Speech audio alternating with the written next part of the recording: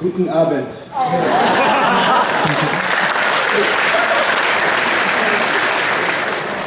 الحمد لله رب العالمين والصلاة والسلام على سيد الأنبياء والمرسلين وعلى آله وصحبه ومن استنى بسنته إلى يوم الدين. اللهم اجعلنا منهم ومن الذين آمنوا وعملوا الصالحات وتواصوا بالحق وتواصوا بالصبر. آمين يا رب العالمين. ثم أما بعد فأعوذ بالله من الشيطان الرجيم. إن في خلق السماوات والأرض واختلاف الليل والنهار لآيات لأولي الألباب. رب اشرح لي صدري ويسر لي أمري واحلل عقدة من لساني يفقهوا قولي. آمين يا رب العالمين. I don't know what you were laughing about before, but I will find out. And I will give a khutbah about it.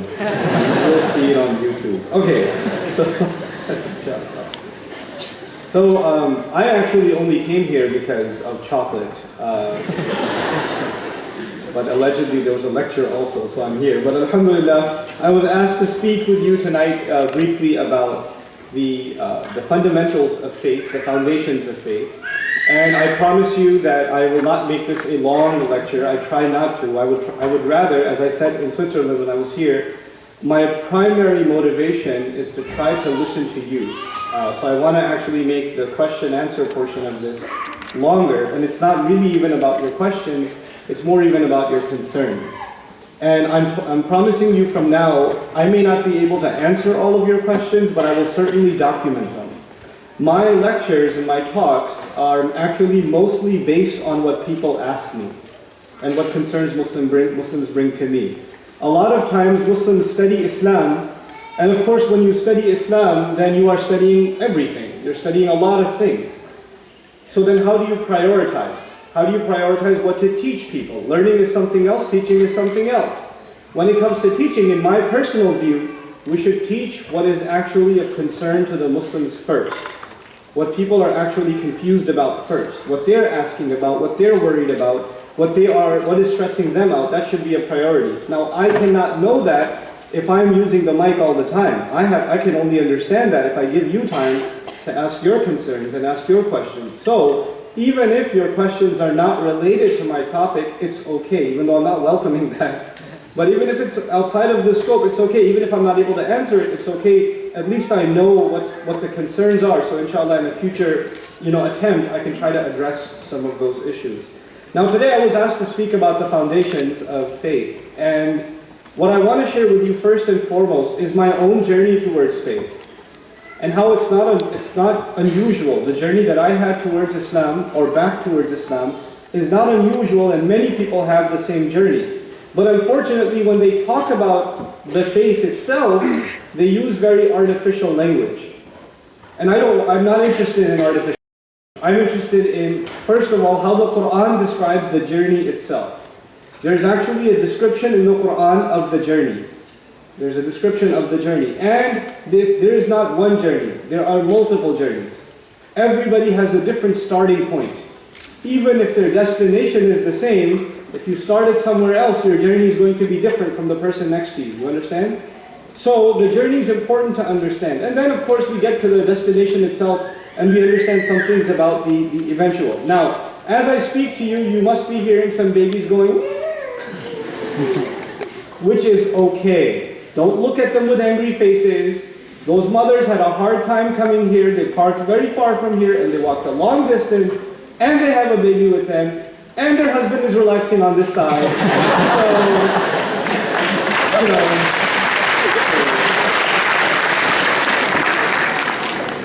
So it's okay. The babies make a little bit of, it's okay, no problem. Now if your baby is particularly psycho, then maybe take a walk, or something. But otherwise, it's once in a while, a little screamy here and there is no problem. And it's also, because alhamdulillah, I have 6 children, and they make a lot of noise, so I don't hear anything anymore. Right? I just talk. So now the ayah that I began with. Actually, this is something many of you have heard many, many, many times. And I want to begin with, like I said, my own journey. And when I came to the United States, my upbringing was mostly in the Muslim world, and I came into the United States when I was about 14, 15 years of age. And I went into public high school. And in those 2 years of high school, I did not have any Muslim friends. and you don't get time off to go pray Jumu'ah, and my father was working in the city anyway, so I couldn't go with anybody else anyway. So I did not pray any prayers for those 2 years. Maybe once in a while my dad would take me if the school was off, you know? So we would maybe go to the Jumu'ah prayer. Now before this, I was in an Islamic environment where I was, it was all boys school, all my teachers were Muslim. When the teacher walked in, you said, Assalamu alaikum wa rahmatullahi wa barakatuh. You stood up and you said that. Then the teacher responded to you and you sat down. It was a different environment. But when I went to New York and I went to high school, it was not the same environment. Boys and girls were together. There was no uniform. In some places there was no clothing. It was different. And at first you're shocked and you're disturbed. How can they be like this? Astaghfirullah al-Azim. And you say all that. But you know what? After 6 months, it's not astaghfirullah, it's mashallah. Everything changes. You get used to it, And then you start thinking that maybe the way I used to live was strange, and this is normal. That was strange, and this is normal. Because everybody else is one way, and I'm a different way, so I must be the one that's crazy. So you start, and human beings have a tendency, they want to fit with everyone else. We have a desire not to be different from everyone else. We want to be acceptable to other people. It's a desire that we have. We look for acceptance with our family. We look for acceptance with our friends. Even if you don't say it, you feel it. When you feel rejection, it hurts. So, people start changing themselves. They change the way they look a little bit. They change the way they talk a little bit. And if all of your friends use filthy language, then in order to fit in, guess what? You start using filthy language. If all of your friends make fun of other people, after a while, it's okay for you to make fun of other people. It just becomes part of who you are. And so that happened to me. And a point came where by the time I was in college, I was around friends who made fun of God, who made fun of religion, who thought religion was a stupid thing. And guess what? I used to think the same thing. I thought the same thing. And I just adopted their arguments and what they told me as acceptable to myself. Now when you're in that state, if you were in Baruch College in New York City in 1998 when I went to college there, and you saw me walking around, you would not think I'm Muslim. You would not think I'm Muslim. And if you saw me talking to a Muslim, you would think that I'm some kind of Islam hater. That's what you would think, if you just got a first impression of me. And I've had all these, philosophical arguments, rooted in agnosticism, spreading all the way to atheism. And I had all this stuff, prepared for myself, if anybody even brought up religion, even Islam. But you have to be honest with yourself. And I realized after a long time that I wasn't being honest with myself. And that is something that conversation with yourself you can only have when you are left alone from all the pressures. When all the pressures are removed and it's just you by yourself having a conversation with yourself. And deep down inside, I knew there's something wrong, but I didn't want to accept it.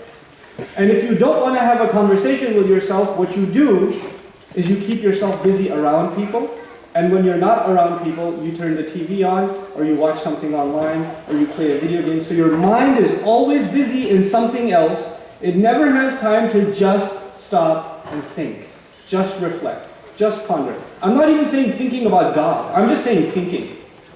Today the world has a crisis because a lot of people, if not the vast majority of people, from childhood are programmed not to think.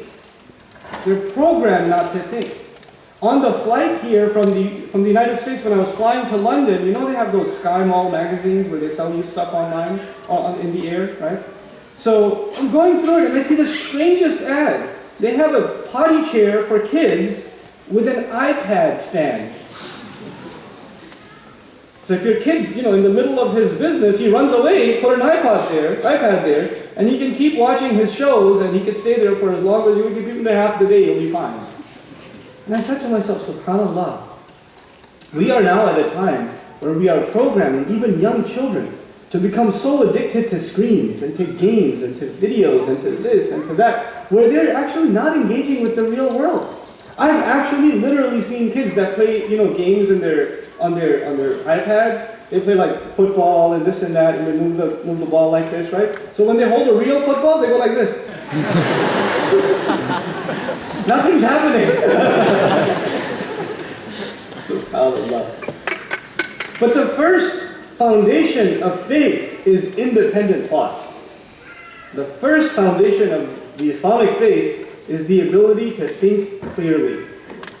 Now this ayah says, no doubt about it in the skies, إِنَّ فِي خَلْقِ السَّمَاوَاتِ وَالْأَرْضِ, no doubt about it in the creation of the skies and the earth, وَاخْتِلَافِ اللَّيْلِ وَالنَّهَارِ, and in the conflict between the night and the day, as night turns into day and day turns into night, لَآيَاتٍ لِأُولِي الْأَلْبَابِ, there are miraculous signs, there are clear indications, there are powerful indications for people of sound minds. I'll translate that again at the end. Sound, powerful minds.